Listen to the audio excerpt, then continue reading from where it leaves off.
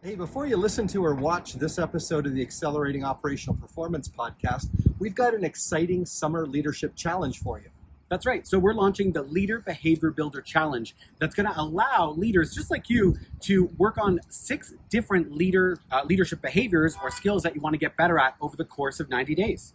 Yeah, and not only will you be able to benefit from building up your leadership skills, and so your team will as well, you'll have a chance to be entered into a draw to win some prizes. If you work on or enter one leadership challenge for a 2-week period, you'll have a chance to win a $50 Amazon gift card.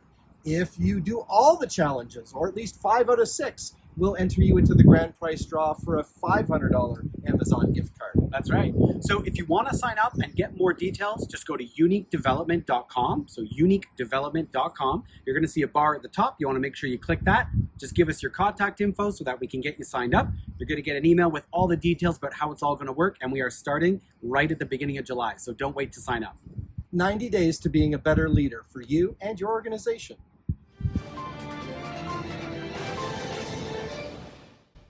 Welcome to the Accelerating Operational Performance podcast. I'm Greg Schenkel, President of Unique Training and Development and Frontline Leadership Systems, USA. And I'm so glad that you joined us today. Our goal, of course, is always to help you and your company do well. Even in uncertain times, just do the things that you need to do as leaders to make a difference to your company, to your families, to your community. And today's podcast guest is really going to help you on your journey. Matthew and I have only recently met each other, but he made such a positive first impression. I thought, we need to hear from Matt on this podcast, so I'll tell you more about him in just a minute. Now, this episode of the Accelerating Operational Performance podcast is brought to you by a new program we have developed, which is the Site Leader Development Program.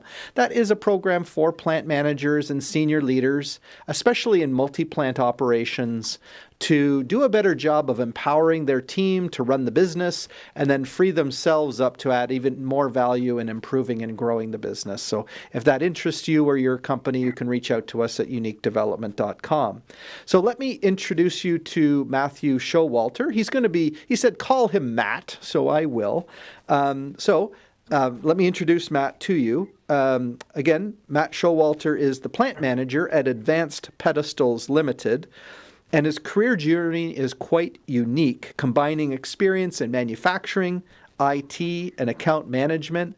And in fact, just before we started the podcast, he even let Terry, my video producer, know that he used to be even in the AV business at one point.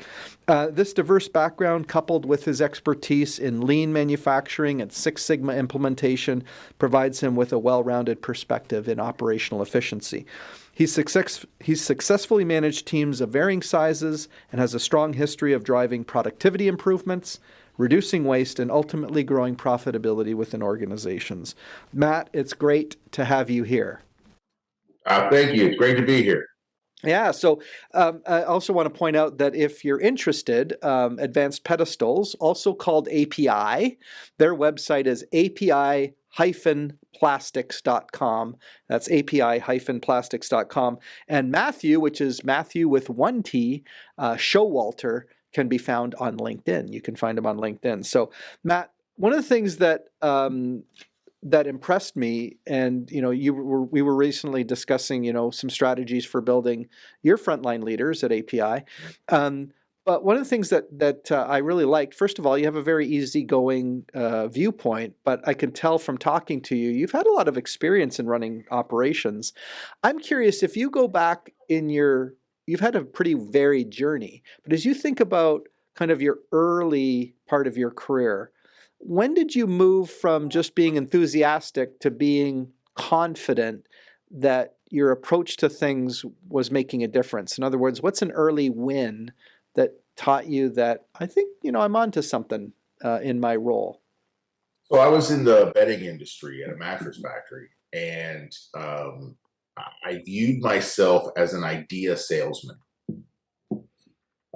That's just because a lot of times in those roles, I was brought in to do some lean implementation, and you're accountable for the results, but nobody reports to you, right? So you have to go in there, drive results in an area where you can't just go, hey, just do it. Yeah. And so I viewed myself as an idea salesman, and the more and more wins we got, the more it kind of steamrolled and built, and we had a lot of success there. I wanted to then see, well, I've used these skills here, and it's skills I had gathered from the IT world or defense contracting and different blends of Lean Sigma. And I wanted to see, well, does this work? Do my skills transfer? And I moved to a completely different industry and had a lot of great success off the bat. And that's when it sort of clicked for me. That, oh, people are people. Yeah. Right? The processes change, but how we view the processes don't change. There's a lot of transferable skills. And I think that was a little bit of a different viewpoint than people who mentors that I would have that had been 30 or 40 years in an industry that felt like you had to really deep dive and specialize in that industry to be successful. I'm a big believer in we're people focused and process oriented. Yeah. And if you do that, you can drive success, right? Yeah. So let me ask you a question on pulling from that. And I always like our audience to know that I do give a few at least starter questions, and then based on the conversation, we go in some different directions. But knowing that you came out of the lean environment, CI environment, as a practitioner first, but not an operating leader, and then it clicked when you did move over to that role. I'm just curious what you have seen in the world of lean. Why is it that some lean initiatives really go much better and are better sustained, and other companies just seem to always be hitting a wall with pushing 5S and not getting traction? Do you have any observations that might help our audience? Sure. So for me, there's a couple different things. One is, for any initiative to be successful, I really believe you have to have clear and consistent messaging. You've got to have that the up and down the organization, right? A lot of organizations get stuck in what I call the 3-week loop.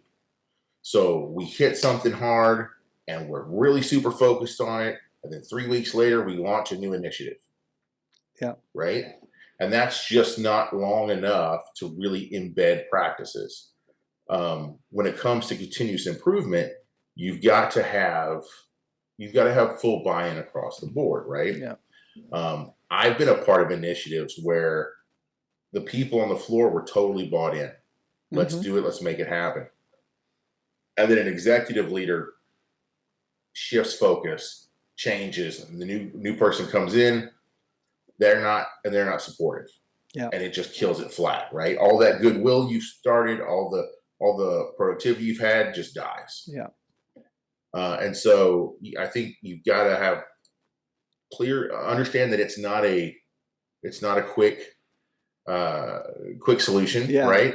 You'll get some early wins and you get those low hanging fruit, but the whole idea is that it never ends. Right. If it's not going to be continuous improvement if it's not continuous. But I think you also, I think a lot of people, like if you're familiar with the Toyota production system and even the sort of the pillars and the levels, is I think people forget that the tools are actually like 3 or 4 tiers down from the overall philosophy of it, the commitment to embedding it in the culture. And I think people skip, actually one of our lean consultants said it this way, says, let's assume that Toyota itself is maybe 66 to 70% aligned culturally with continuous improvement, and that's pretty amazing. And he said, then you take a company who just latches onto 5S or one of the continuous improvement tools or runs a Kaizen event, they might be only 10% aligned culturally or even less.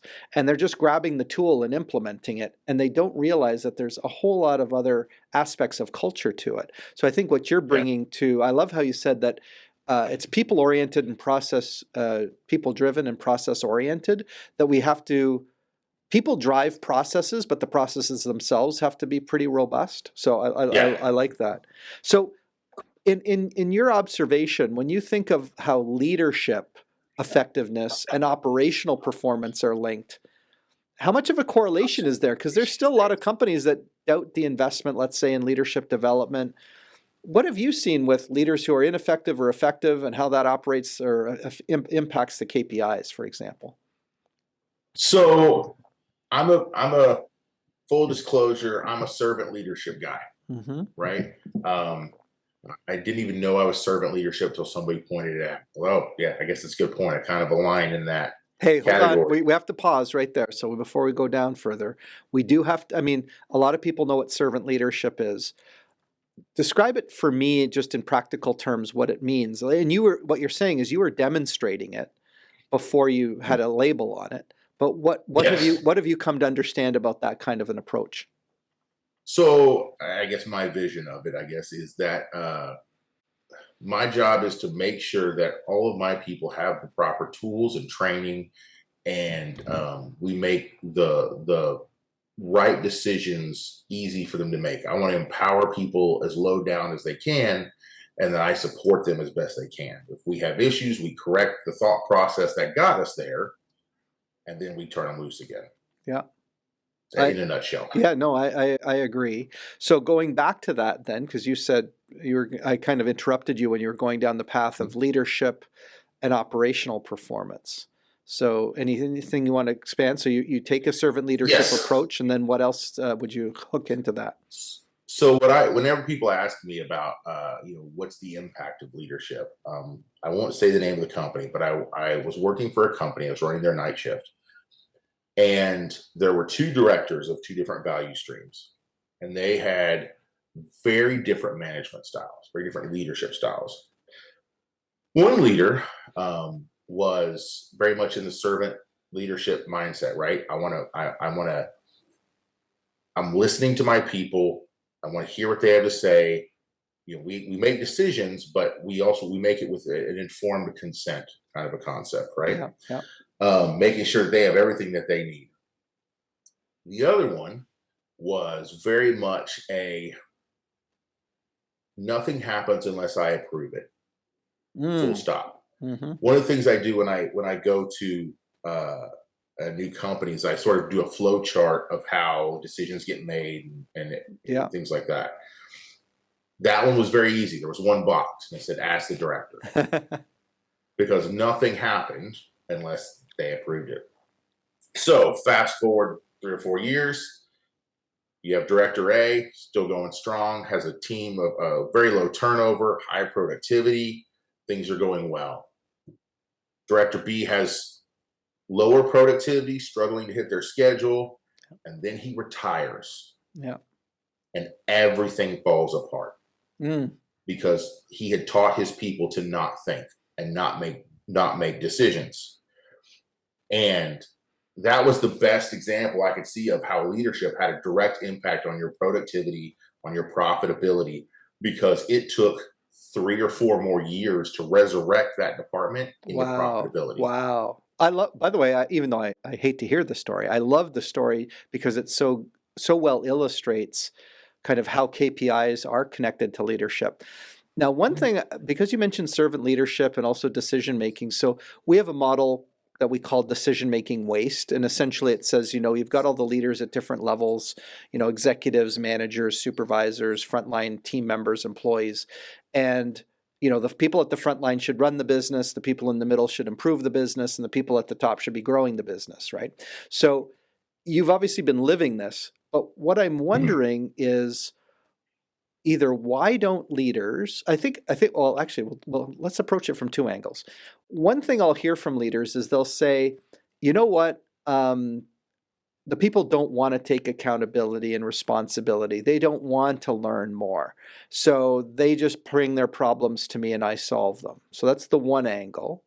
The other angle is where, so that's almost like the perception is the people they just want to work for a paycheck. They just want to come in and do their work, and then they want to go home, and they don't want to think or do anything. So that's one approach to why leaders end up taking on that assignment.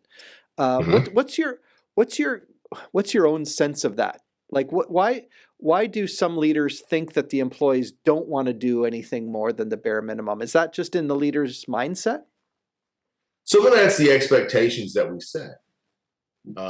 If so, I'll give you a good example. My team that I have now, I've got 3 or 4 folks on the floor that have a lot. They have potential.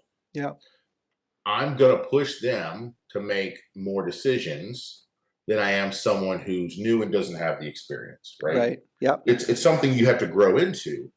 But what I do is I start to kind of push them into almost floor leads.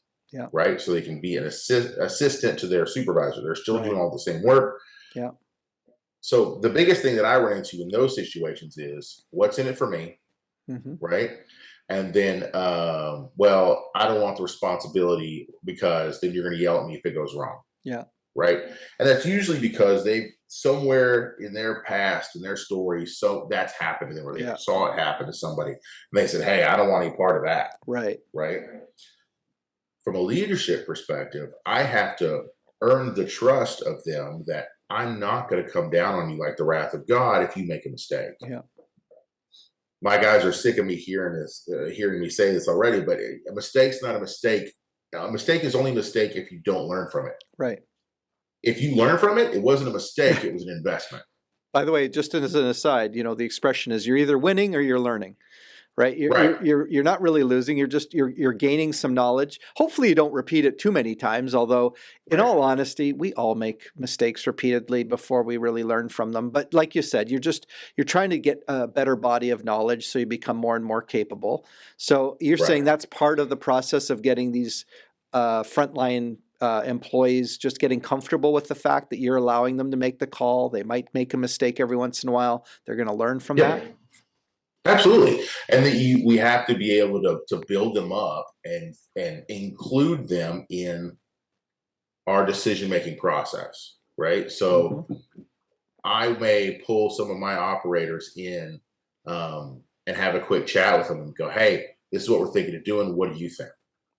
How do you feel about it? How would you make this better? If this situation happened to you, what would you do? Yeah. And so we kind of build them up. One of the questions that I ask when something goes wrong, the first question I ask is, help me understand the logic that got us here. By the way, I love that question because what people don't realize is if you assume a positive intent, that people aren't deliberately evil for the most part and they want to do good things, you have to keep your guard up for the odd person who might be deliberately evil, but most aren't, is in their mind it made total logical sense to do whatever it is that they did. And I love that idea. Like, let me understand the logic that got you to that choice and that decision. And again, they just might not have the experience that knows that there was several negative consequences to that choice, right? Yep. Yeah. If we can correct the logic that led to the bad decision, then they'll make the right decision the next time. Is the theory, right? So no, I'm a big believer in I want to push down decision making as low as I can feasibly do it. Because that means it also forces me to train and communicate effectively. If I don't communicate anything to the folks on the floor, how can I expect them to make a good decision? Yeah. So it keeps me accountable as well to make sure that I keep my communication as clear and transparent as possible. Right. Yeah. Because if you want them to make decisions, they need access to the information as well. Absolutely. That sort of deals with the fact that people who feel that the employees don't want to take up sort of greater ownership and accountability, you're really saying, hey, I'm going to just enter into a relationship with them where they know I'm on their side, and especially if they show some initiative, and I'm just going to help build them over time and get their wisdom and knowledge built up over time. What about from the other angle, which is the manager, I don't know, not wanting to let go? I mean, the extreme case would be the director that you talked about earlier, who just said everything has got to funnel through me. But why else do leaders not, I don't know, they just don't seem to want to let go. They want their people almost to bring them stuff to ask them questions. Do you have an angle from the leadership side why that happens? Oh, sure. I think a lot of that comes from two areas. I think it comes from the insecure leader, right? The one who, if I show that other people can make these decisions, they're not going to need me. Or it also comes from the one of the things I tell my first time leaders is the thing that made you great as an operator is the thing that will kill you and make you fail as a supervisor, Wow, right? Or that's a powerful. frontline leader. Because the thing that made you great as an operator was you could touch it and it would be good. It'd be perfect. You knew it was going to be done right because you did it. The more your sphere of influence expands, you have less and less time in your day to do everything. You can't do everything. There's not enough time in the day.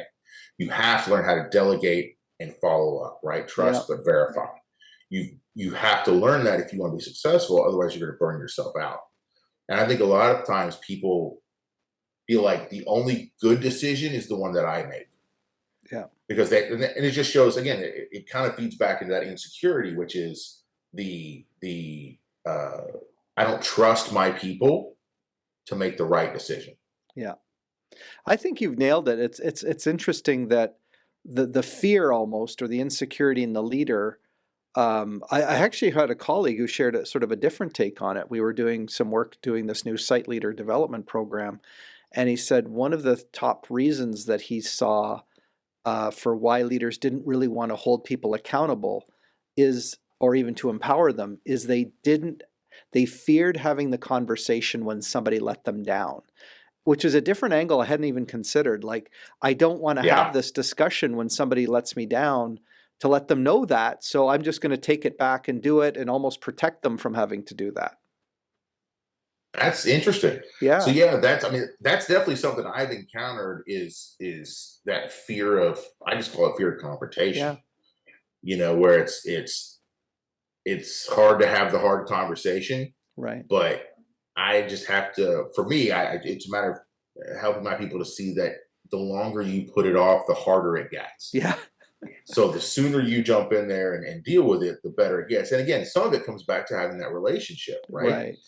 If I've got a good relationship with the folks that work for me or my peers even, it's way easier to have that conversation and go, hey, we chose to do this and this is what happened. How do we not do that again? Yeah. Hey, right? I'm curious to take a slightly different angle, and then I want to come back. I want to talk about silos in a minute, but I'm just curious. I mean, we all learn, like you said, we all have to learn from our mistakes. And I'm curious, was there ever, or I shouldn't say was there ever, because there's always these lessons. I'm just wondering, what's one of the lessons you learned, maybe the harder way, earlier on in your career, in terms of something that didn't go as well as it could have, and then you learned something from that? Can you think of one? Man, where do I start? Yeah, exactly. Trying to think of one that I can break down into a sort of brief synopsis. So I was early in my career, I viewed myself as an idea salesman. Well, which meant Matt was always smiling, happy-go-lucky. Nothing was ever wrong, right? Because no one wants to buy an idea from a guy who's upset. Okay, at him. like that, yeah. And so it was actually at the company that where I gave the reference to earlier, right? Yeah, and I would get just grilled every day when a technical thing would go wrong. Yeah. Well, did you do this? Did you do that? And of course, we were on night shift. And there was no support, right? Mm-hmm. And I got to clean this up a little bit. There was actually a memo that had gotten put out in that company that said we will no longer hire. I'm going to say tyrants. Yeah. Yeah. Okay. And everyone kind of was like, oh, so we're going to get rid of this guy, right? I guess, are we announcing to the company that this guy's not going to be here anymore? And he and I were having a conversation. He said, nobody likes tyrants, but you know who gets stuff done? Oh. Is tyrants. And the lesson that I learned was you can't be, there's a balance. Yeah. You can't be, happy, smiley ray of sunshine while your ship is sinking. Yeah. That's not effective. Yeah. you can't be riding everybody and demanding performance and holding people accountable when things are going great. Yeah. Right. We've got to have that balance of, and it's ever shifting, is there's got to be some steel to the smile. You got it. If that makes sense. Yeah. So in other words, your lesson was really that earlier on, you were just really happy-go-lucky, be everyone's friend and just make helpful suggestions. And you learned that there are times when you have to just get a little bit more serious or more to the point. And I would agree. I think actually that's actually something, as you know, with our leadership model, because I went through this with you, is we say that leaders start at the buddy level, then they often, eventually accept that they're a supervisor, and then, move up to being a hero and to a coach. And in order to do that, you just realize that people get the mixed message. It's sort of like in feedback when they say it's called the crap sandwich, right? Say something nice, say something difficult, end with something nice. Yes. There's still a place for that, but it also confuses the heck out of people because they don't know, like, am I doing well? Am I not doing well? Are we talking about something that needs improvement or not? So it sounds like you just learned the importance of people being able to read the message properly at the given time. Right, because I would think I'm holding people accountable, and they walk away going, "I think we're okay. I think we did what we were supposed to do." And so, for me, I had to go back and learn, like, when you're holding people accountable, it can't be sunshine and rain. I'm not selling anybody anything at that point, right? We're not selling ideas. We're saying, this was the expectation. We're here. How do we close that gap? Yeah. Right. And understanding that for me to do my job most effectively, I have to give them the opportunity to raise their level to the expectation. Yeah. Hey, just on a related note, I was just curious on your views of friendship leadership. I mean, that's one of the subjects we have in our frontline leadership program, is just how, when you're promoted out of a group, how do you manage those relationships? I don't know if you've yourself been in that dilemma or not, but what's your view of it from the dilemmas that a frontline leader makes when they get promoted out of a work group? So I've been on both sides of it. I've been where I worked for my best friend before. And I've had it to where had a friend group and I got promoted up out of it. To me, it all comes back to setting clear expectations. When I worked for my buddy, we did a terrible job of setting that expectation. Or I'll say he did a terrible job. Because he still wanted to took advantage of it. And you took advantage of it. 1,000%. 100%. I got you. Yeah. He wanted to be buddy when it suited him and then turn around. And it just, the messaging was awful. So when I got promoted up, it was, hey guys, just so you know, off the clock, I'm your buddy, I'm your pal. Mm-hmm. As soon as that clock rings, as soon as that bell rings, we're not friends. Mm-hmm. Just be aware of that. Like, I have a job, you have a job. I expect you to do it. Yeah. I was actually in a position where my wife worked underneath me. Oh, wow. In a role. And it was kind of funny because someone mentioned to her that, oh, you must have it easy being the plant manager's wife. And she's like, are you kidding me? He holds me to a higher standard than anybody because he knows that I know how this stuff is supposed to work because he never shuts up about it. That's like the coach's kid is on the team. They often think the coach's kid gets an easier run, but a lot of times the coach's kid actually is expected more from them because they have to lead by example. If I know you, I have a much higher expectation out of you because I know you and I know what you're capable of. Hey, and I won't accept anything below that. I want to go to silos for a minute, and I realize you're in you're in a mid-sized company, but you've been in large companies, small companies. That actually, you might see it more in a large company, but there are these like different silos and departments. And in fact, I'm doing a special edition of the podcast, depending when it comes out, on this idea of these organizational groups or centers of excellence or support functions, and the silos that can form between, say, manufacturing, maintenance, quality, R&D, and so forth. And I just wondered, what have you noticed in the organizations that had less siloing versus the ones that had more siloing? I'm told that siloing isn't necessarily always a bad thing because we need people to focus in certain areas. But I was curious whether you had a take on silos. So for me, I'll give you an example. well, for siloing, that was bad. I won't name the company. I was working at a company, and the conversation during a meeting came up about another team. Now, they actually worked, I mean, geographically, they were 30 feet away from us. Mm-hmm. And our boss, in fact, he told us, we don't like them. Don't talk to them. They work for such and such group. Don't help them. Oh, wow. Right? So that's an example of siloing going wrong. Because there was some cross-functional potential there. Right. And it died immediately. Now, I have seen siloing that goes well, where you've got sort of a specialized capabilities, but I think it starts at a leadership level, right? Is that your leaders have to make sure that we are sending the message of teamwork and there's one name on the door. Right, collaboration. Right. Yeah. By the way, I don't know if your thinking has evolved the same way. I actually, even in my own maturity, and you'd probably smile at this yourself, like if I asked you how much better you are or different you are as a leader now versus when you first started your career, would you agree that you're like at leadership 4.0 or 5.0 versus your 1.0 self? Absolutely. Yes. Absolutely. Right. So, absolutely. So then, as part of my evolution, I used to think, maintenance is there to serve production, right? Like maintenance is customers' production. But then I realized it really isn't like that in an organization. And you kind of said this when you said there's one name on the door. Really, maintenance collaborates with production to serve the customer.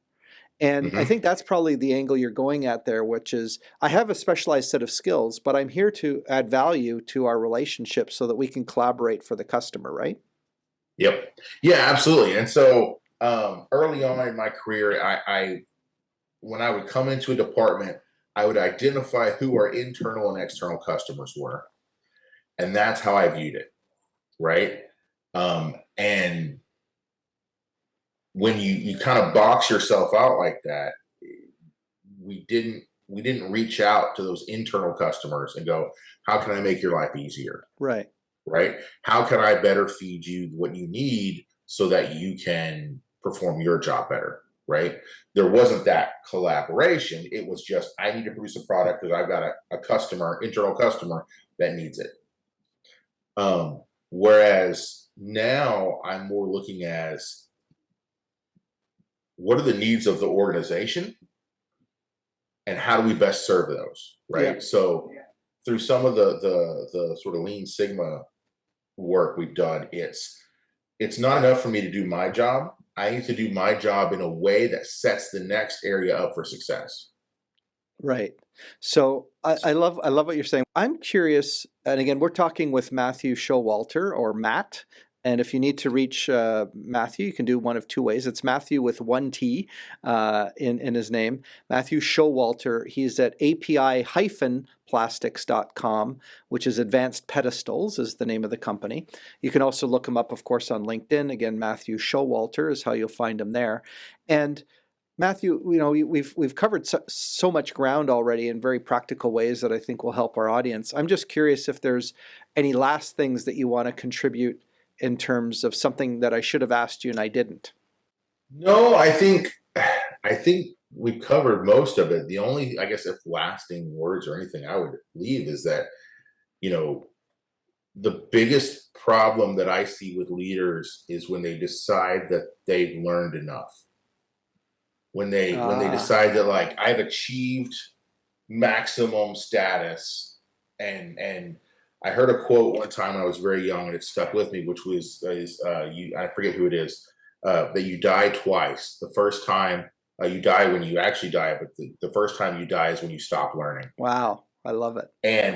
And so I would encourage folks to don't be satisfied with where you are, but to continue pushing on to that next level, because there's always a next level. Awesome. And actually, that reminds me again back to that leadership progression model, right? And you go, you start off as buddy, become a supervisor, you might aspire to become a hero. And a lot of people stop right there.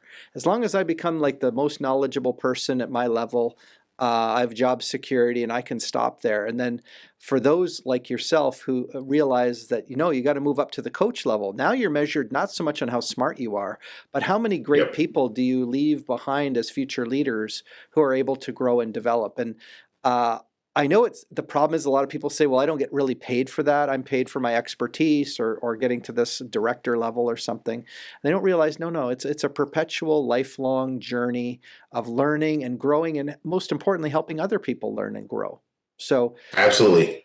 Absolutely. I am just as proud. So I'll hit this briefly, then I'll drop, I promise. People ask me all the time, why manufacturing? I've done a lot of different things, and manufacturing is my home. And I tell them it's the same reason that I enjoy developing people. And that is, I can walk onto my shipping dock at the end of the day. And it doesn't matter if I had a good day or a bad day. I can look at that shipping dock and I can know that those things didn't exist until today. Right. These things were created. They were, something that didn't exist now does, and I got to have a small part in that. Yeah.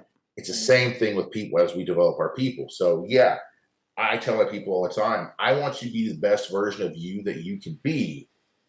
Now, don't get me wrong, that's going to make you a better employee while you're here. But I don't care if I'm developing you to go to somewhere else. I want you to be the best you can be.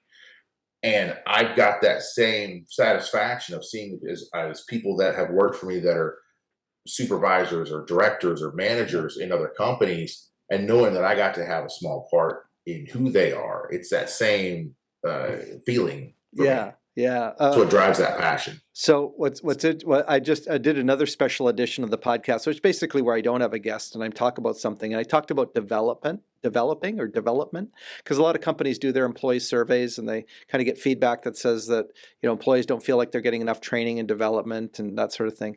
And again, companies think, oh, but I put you through that half-day forklift training or something, thinking that that's what development is. And what you're really framing it as, development is you taking the human potential of someone on your team and you're basically helping them grow and develop and mature so that they feel that working for you was, first of all, was awesome. Enjoyed working for Matt, enjoyed working for the company. Whether I stayed at the company or I went on, I might still remember that leader who took me under their wing or saw some potential in me and encouraged me. All right. And I'm staying in touch maybe with that person for decades later. And I think too many leaders are playing it too safe instead of realizing that I love how you said it. We're making products that didn't exist. We're taking human potential that didn't exist and we're developing them.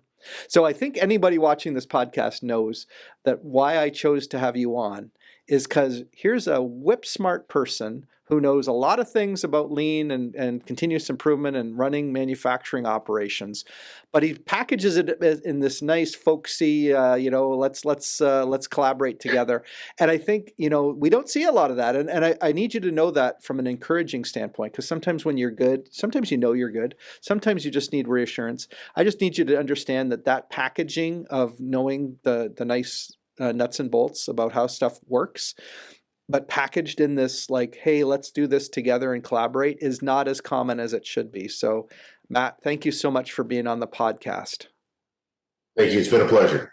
All right. So again, as our audience, I hope you got a lot from Matt and realized that it's not about your ego. It's not about only your advancement. It's really what you're doing to make your company better, to make your people better, to grow them to their full capabilities. And that's, of course, what our mission here at Accelerating Operational Performance. So if you want to talk to us about any of our development programs, whether it's the Frontline Leadership Program, or whether it's our OPAL program, which is Operational Performance and Leadership, or maybe it's the SLDP, the Site Leader Development Program, we're here for you, and it starts with a conversation at uniquedevelopment.com. For now, I'll just sign off and say best wishes for success on your leadership journey.